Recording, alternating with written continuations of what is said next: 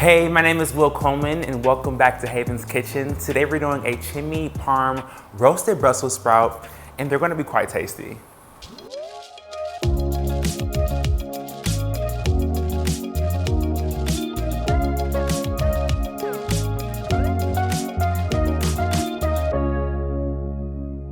One, two, three.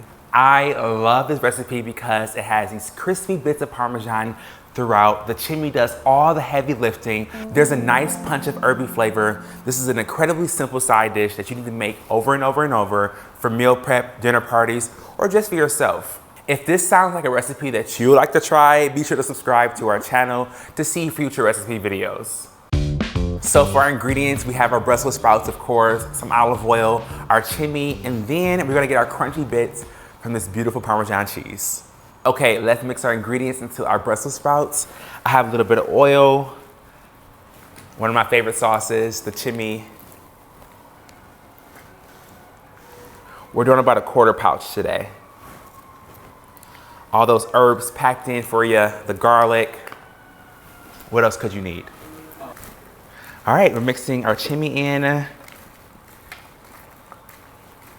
The Parmesan is gonna add a nice nutty taste that everyone's gonna love.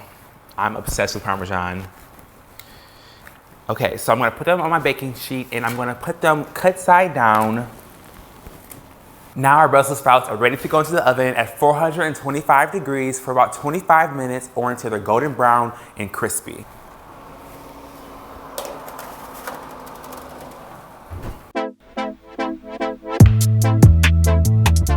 And there you have it, our chimney Brussels sprouts are all done out the oven.